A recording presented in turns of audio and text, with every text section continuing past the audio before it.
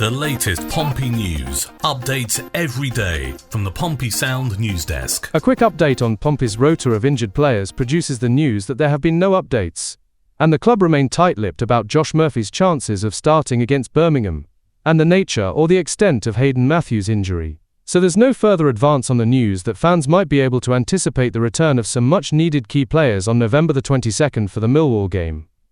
Instead, let's run the rule over Saturday's opponents, Birmingham City. The first piece of information about them is in many ways the most important. Their squad is valued at over €100 million.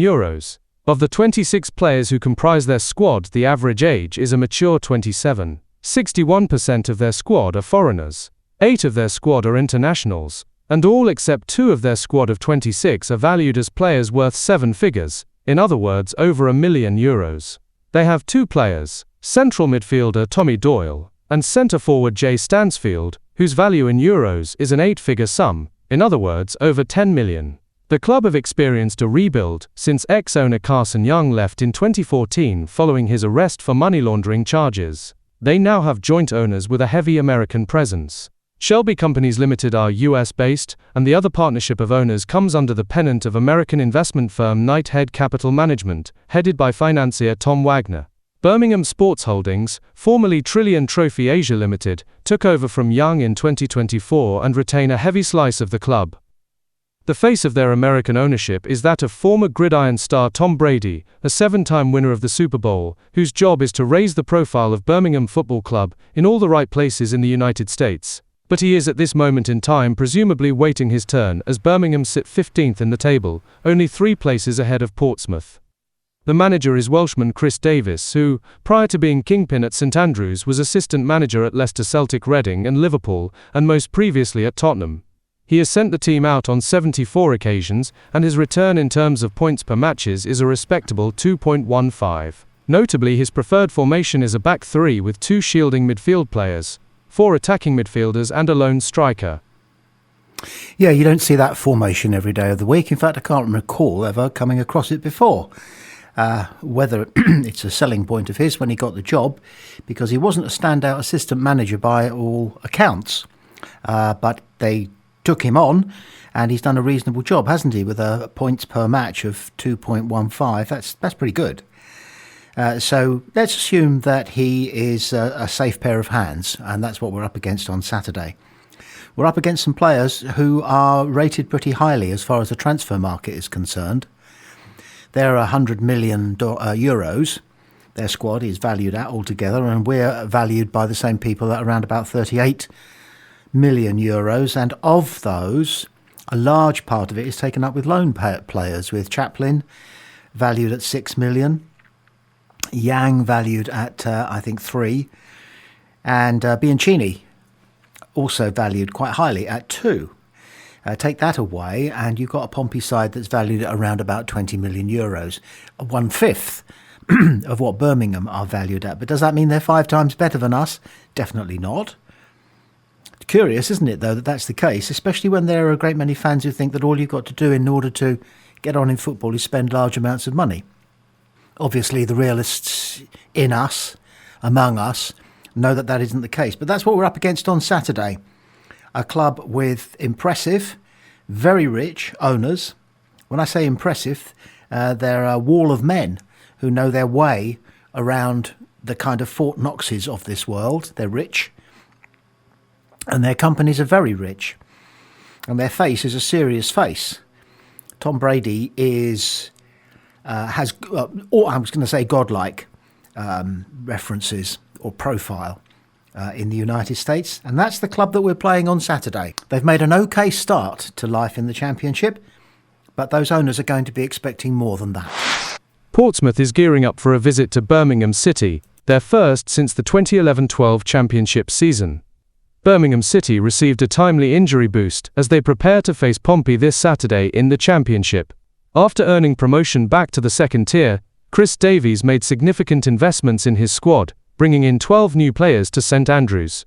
Among the new signings was Damarai Gray, a former Premier League champion, who joined as a free agent after leaving Saudi Pro League team Al Ettifaq in July. The 29-year-old, who signed a 3-year contract to return to his childhood club, has played in every league match this season, scoring once and assisting another goal. Gray was initially doubtful for Saturday's championship match against Bristol City after sustaining an injury against Preston North End last week. However, he was named on the bench at Ashton Gate and played the last 30 minutes in the 1-0 loss as Davies sought an equaliser.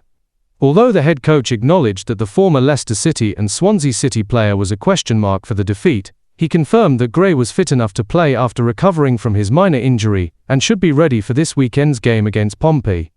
Davies told BBC Radio WM, "Demarai has been dealing with a minor injury since the Preston game. He was a bit of a doubt for this match, whether he'd even make the bench. Thankfully, he felt better when he woke up." Birmingham City, along with the rest of the championship, faced a challenging 3-game week, securing only 3 points in that stretch. Meanwhile, Pompey managed just 1 point, with a draw against Leicester City, followed by losses to Coventry City and Stoke City. Yeah, but let's remember that just before that 3-game period, we beat Middlesbrough, who were flying very, very high at the time. Demarai Gray, is he a great threat on Saturday? I think you can overestimate what kind of a threat he is, because he went to Saudi Arabia, presumably, to play football, presumably, on a bit of a bank raid. Because when you're a man in the prime of your game, which he would have been in his mid-20s, surely you're looking to accelerate your career in footballing terms and play at the highest level, which is the Premier League, for the best possible club you can manage to get a contract with in the Premier League. But instead, he went off to Saudi, obviously did all right. He's a profoundly good footballer, but he's not the great threat that news piece made out, we think. 13 appearances, is it? He's played in every game for Birmingham. 1 goal and 1 assist is not a great return, but that's just on paper. Maybe he influences the game, or as John Messino likes to call it, affects the game in other ways to the club's benefit. Worth paying respect to him for the time that he spent at Leicester. He joined Leicester from Birmingham in 2015, and that very season, Leicester won the Premier League. He only played for them 12 times, but he played for them 12 times, and they won the Premier League. He went on to play 133 games for Leicester, and then he sort of wallowed around a little bit, spent a little bit of time in Germany, and then joined Everton and played 67 times for them, scoring 9 goals before his sojourn in Saudi Arabia. So he's a player with pedigree, but whether that pedigree is undiminished by time or whether he has matured into a slightly different player, a slightly more complex player, perhaps a less sudden and incisive player, we'll find out on Saturday. Miguel Aziz joined Pompey on loan in August 2021. The attacking midfielder arrived to a considerable fanfare since his parent club Arsenal, who he'd been with for nearly 10 years, clearly thought very highly of him, and believed that he had potential to go all the way.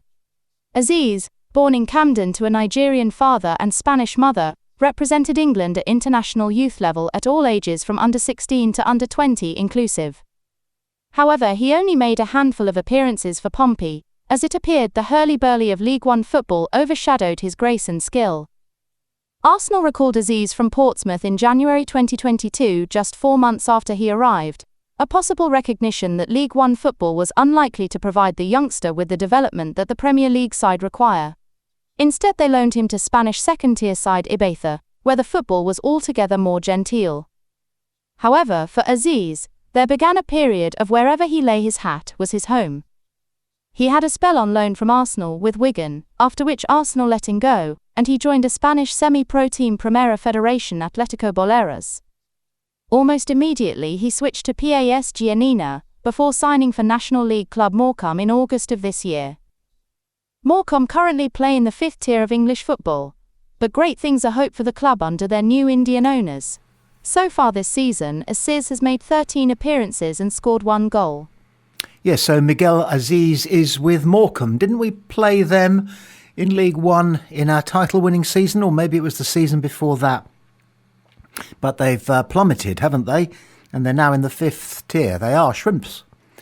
Literally, quite literally, that is their nickname, and that is where they are at the moment in the pyramid of English football.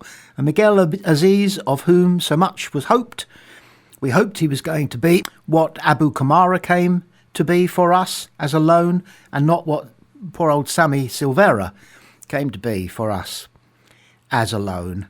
As it is, he was only with us for a very short period of time, and we got, I think it's fair to say, a fair sniff of his skill and therefore his potential to perhaps flourish, or at least look not out of place on the greatest football stage in the world, which is the Premier League.